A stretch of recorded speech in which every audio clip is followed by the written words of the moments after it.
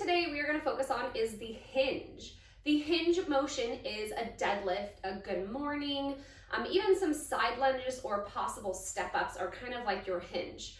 The movements, a bridge as well as a hip press, are also very similar to the hinge, as in the breakdown of the body should be the same in all of those movements.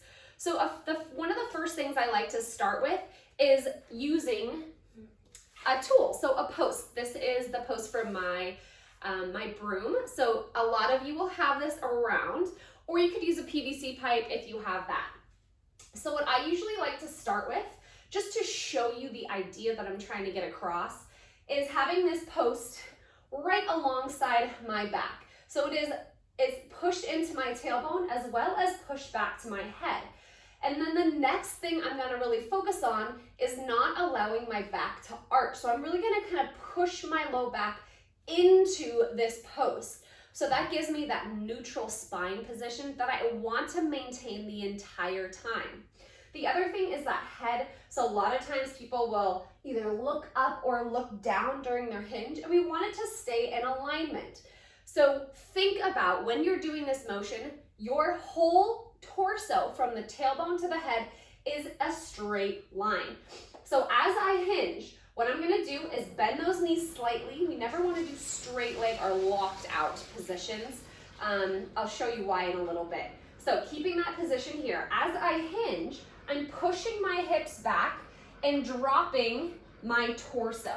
So during this entire range, my head is still on and my tailbone is still connected, as well as that little space between. I'm still trying to push my low back into this post and not allowing that pelvis to tilt. So I'm coming up, I hinge down, push back, and I'm going to here. So you'll know if you round, it's gonna come off your tailbone. If you push your head down, it'll come off your head. Or if you round the upper back. So this is a really good practice because hinges are hard if you do them correctly. So going through this motion again, shoulders are back, especially when you're holding weight. So when I hold weight, if my shoulders aren't set, the weight's gonna come away from me. What happens when the weight comes away from you? You're gonna put a lot more tension at the low back. We wanna keep it close, keep it stacked up. Everything's close to each other. So shoulders are back, head is neutral, shoulders are back.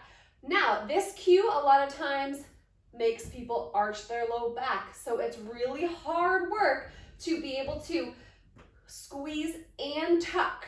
So my cue is pull the ribs down towards the pelvis. So I'm keeping that core engaged, but that low back is nice and neutral. So flat, tight position. So as I push back, I'm trying to keep this the same distance. I reach back with my hips, drop the chest. So I might only be able to go this far with this bend in the leg. If I want to go any further, I am going to go ahead and bend those knees further, but my position is the same. Now, when I want to get up out of this, really be careful to not peel the back.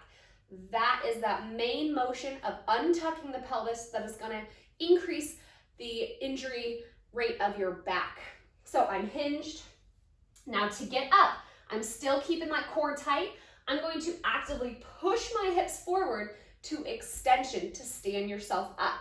So tucking, reaching, everything stays the same. Press those hips forward.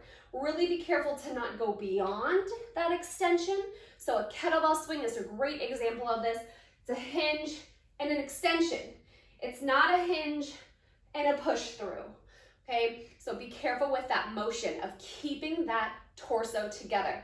So really, really important factors here when we're adding weight, that we're not rounded out at the shoulders. We need to stay engaged through the back muscles, just like our row position. Ribs are pulled in tight. I'm reaching back with those hips. My shoulders are still tight. So you can tell I'm not fighting this weight because my shoulders are engaged. The minute I let that go, you see how far away the weight comes from my body. It pulls it back.